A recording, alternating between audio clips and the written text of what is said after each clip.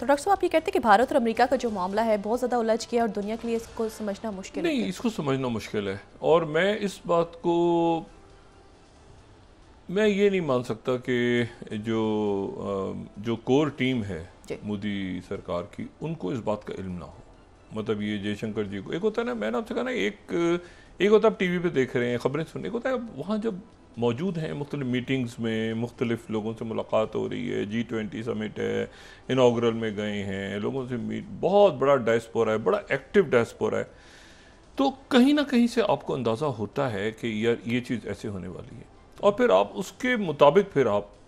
एक पॉलिसी बनाते हैं, मैसेजिंग करते हैं, सब कुछ करते हैं। ये हल नहीं होता कि अब आप ट्रंप को गालियाँ देना शुरू कर दें कि ट्रंप जो है वो चूंकि हम पे लगा रहा है, तो उसके नतीजे में आप ट्रंप को गालियाँ देना शुरू कर दें। और आप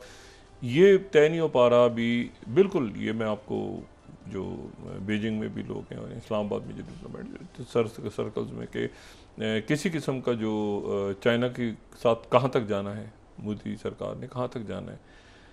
क्या वाकई वो क्वाड में आना था प्रेसिडेंट ट्रंप ने, या जब अनाउंस किया तब इनको पता चला।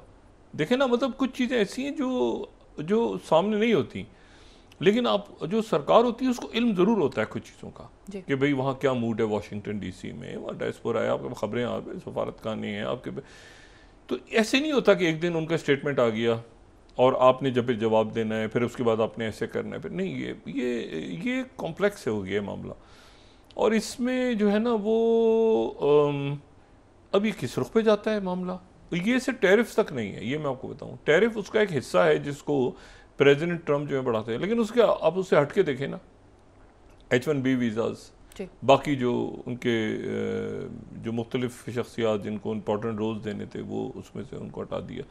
तो बिल्कुल जो है वो एक ऐसी, चाइना ने परेड में नहीं बोला, मतलब एक इशू ही है कि वो एक तस्वीर, जो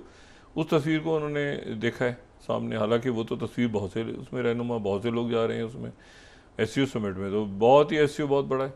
और जो परेड में लोग थे पूरा आसियान वहाँ पे था। तो ये मेरा ख्याल है कि अब ये खुद, मैंने कहा ना, देखते हैं कि ये कैसे उसमें से निकलते हैं, लेकिन ये बहुत ज़्यादा हो गया है मामला, क्योंकि ये जो आज उनका ट्वीट आया ना, ये इसमें टॉन्ट भी है। जो इंडिया की तरफ से उनकी बात हुई है कि हम रशियन ऑयल लेते रहेंगे, अब उसका क्या रिस्पॉन्स आगे से आता है।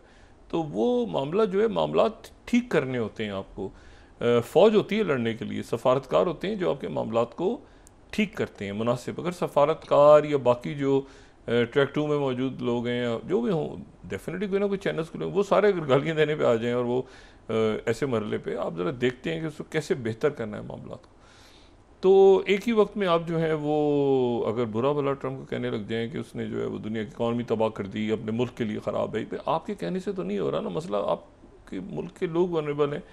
तो अब हम तो बस ये कह सकते हैं कि देखते हैं कि कैसे ये इस मामले से निकलते हैं। लेकिन बहुत बहुत अजब जगह चली गई है फॉरेन पॉलिसी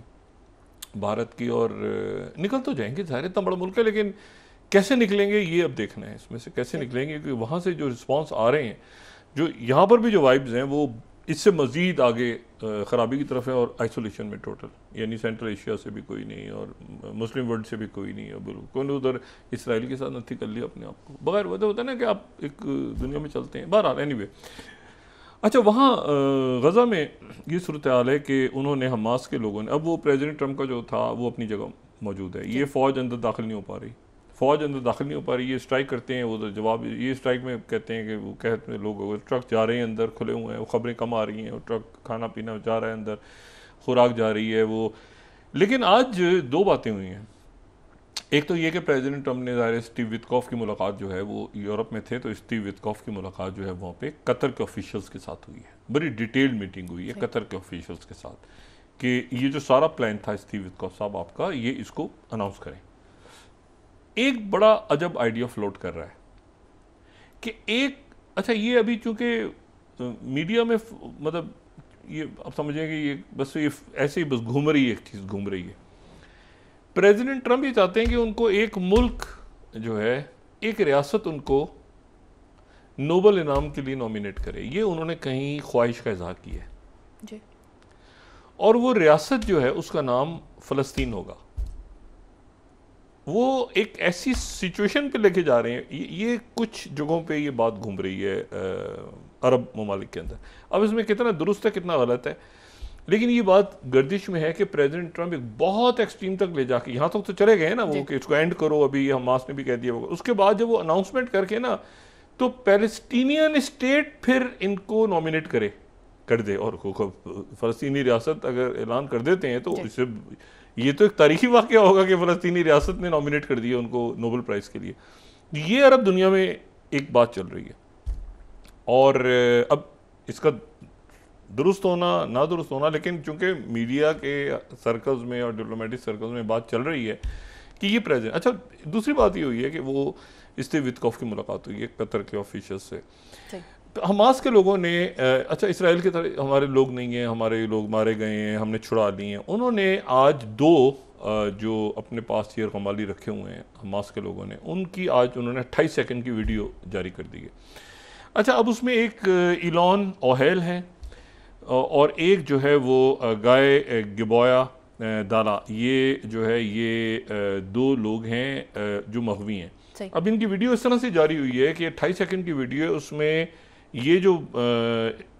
इलॉन ओहाल है ये गाड़ी में जाता हुआ नज़र आ रहा है वीडियो में जो क्लिप है, और ये एक जगह से दूसरी जगह जा रहा है, अपने आप को इंट्रोड्यूस करा रहा है कि मैं दुलाई गिलोबा में हूँ, आज जुमेरात का दिन है और आज 28 अगस्त है। ठीक है, ये 28 तारीख की जो है ये 28 अगस्त इस पे वो आ रहा है लिखा हुआ कि आज 28 अगस्त है, और हम चाहते हैं कि जल्द से जल्द मामला ख़त्म हो जाए। फिर ये गाड़ी में जो जाता है तो जाने के बाद इसकी दूसरे मघवी से एक जगह पे मुलाकात होती है और दोनों फिर मिलते हैं थोड़ी देर के लिए आपस में। तो दूसरा जो मघवी है वो भी फिर इस क्लिप में नज़र आ रहा है, ये दोनों मिलते हुए नज़र आ रहे हैं एक दूसरे के साथ, और फिर ये अलग से बात कर रहा है। फिर ये अंधेरे में जो है दूसरे दोनों की मुलाकात हो रही है, फिर वो कह रहा है कि जी वो जो, तो ये 28 सेकंड का एक क्लिप आज उन्होंने जारी कर दिया। अब इन दो के बारे में जो है ये इसराइल की डिफेंस फोर्सेस ने आज कहा है कि हम अपना फेलियर एक्सेप्ट करते हैं, क्योंकि ये एक जगह से दूसरी जगह ट्रैवल करना गज़ा की पट्टी में, और फिर ये कहाँ रखा हुआ है हमारे पास कोई इत्तला नहीं है। अच्छा, अब साथ ही जो अरब समिट हुई है, अच्छा, दो मुल्कों की इंटेलिजेंस सर्विसेज के चीफ्स के हवाले से इतला आ रही है कि वो कांस्टेंट एक दूसरे के साथ राब्ते में है। एक टर्किश जो MIT उनकी जो इंटेलिजेंस चीफ हैं वो उनकी कई मुलाकातें हुई हैं इजिप्शियन इंटेलिजेंस चीफ के साथ, और ये सारे मुल्क आपस में हुक्मरानों के हवाले से, फ़ौज के हवाले से, इंटेलिजेंस के हवाले से, सारे चूँकि एक साथ ही है ना, वो हमारे वाला सिस्टम तो है, वो एक ही सारा सिस्टम एक साथ चल रहा होता है, मुल्क जो है वो मुल्क के तौर पर चल रहे होते हैं आगे। तो उसमें ये फैक्शंस और पार्टियां और आपस में एक दूसरे के मफादात हैं, वो मुल्क के मफादात के तहत सारा चल रहा होता है। तो उसमें यह है कि उसमें एक जो बड़ी इंपॉर्टेंट स्टेटमेंट आई है, बहुत इंपॉर्टेंट स्टेटमेंट, वो आई है काहिरा से अरब लीग के जो फॉरेन मिनिस्टर्स का जो इजलास हुआ है, और वो जो इजलास हुआ है तो उसकी जो स्टेटमेंट है वो स्टेटमेंट बड़ी क्लैरिटी के साथ है, और वो ये है कि किसी भी सूरत जो है, ये मैं दोहा न्यूज़ को कोट कर रहा हूँ 27, कतर और अरब मिनिस्ट्रियल कमेटी जो है उन्होंने रीअफर्म किया है कि मशरकी यरूशलेम ही फ़लस्तीनी रियासत का दारुल हुकूमत होगा। अच्छा, यहाँ वो किस्सा मुका दिया ना कि यहाँ होगा तो तल अवीव होगा, तो मशरकी यरूशलेम ही फ़लस्तीनी रियासत का। अब ये अरब ममालिक यहाँ पे उन्होंने बात कर दी। दूसरी जो बात है वो ये है कि इजिप्ट की तरफ से आज उनके जो फॉरेन मिनिस्टर हैं उनका जो स्टेटमेंट है वो बड़ा सीधा और बड़ा स्ट्रेट उनका स्टेटमेंट है, और वो ये कह रहे हैं कि किसी भी सूरत जो है वो यहाँ से फ़लस्तीनियों की सरज़मीन है, और फ़लस्तीनियों की सरज़मीन से हम किसी भी सूरत में यहाँ से हम फ़लस्तीनियों को नहीं निकल, मैं अरब न्यूज़ कोट कर रहा हूँ 24,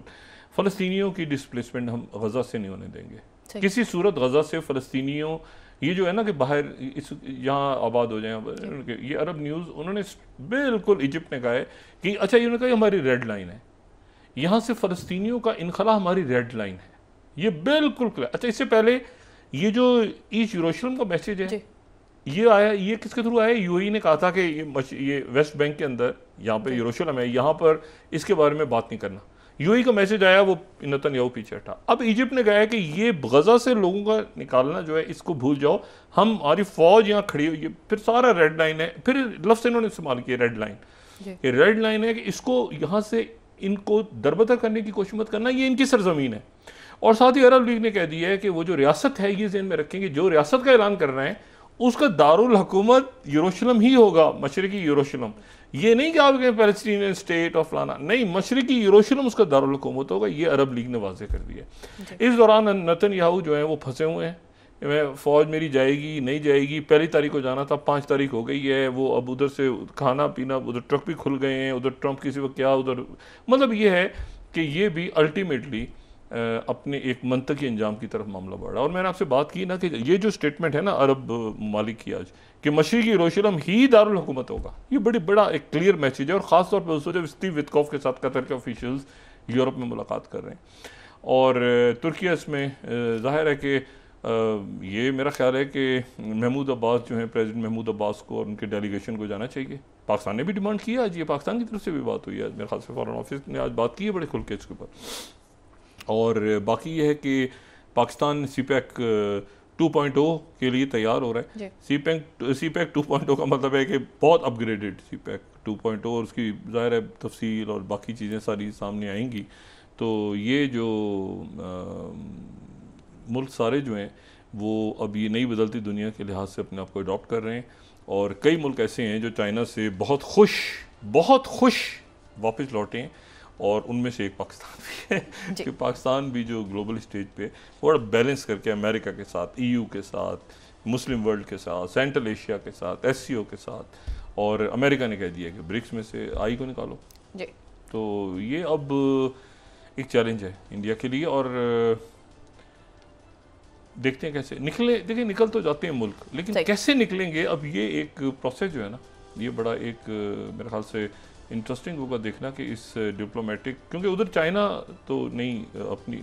उसने 1 इंच नहीं छोड़ रहा, वो प्यूटिन 1 इंच नहीं छोड़ रहा अपने इलाके का, उसने बल्कि छुका हुआ ट्रम्प ने कि जितने इलाके आगे लेते जाओ। तो चाइना जो है वो अपनी, तो बड़े इश्यूज हैं। तो मेरे ख्याल से ये प्राइम मिनिस्टर मोदी को ये काफ़ी अर्सा पहले एक प्लान B तैयार करके रखना चाहिए था, और उनके इल्म में होगा, वाइब्स आ रही होंगी उन तक कि ये ऐसा हो सकता है अमेरिका की तरफ से। लेकिन अब यह है कि वहाँ के ज़ाहिर लोग सफ़र ना करें, इसका कोई ना कोई हल निकलना चाहिए जी।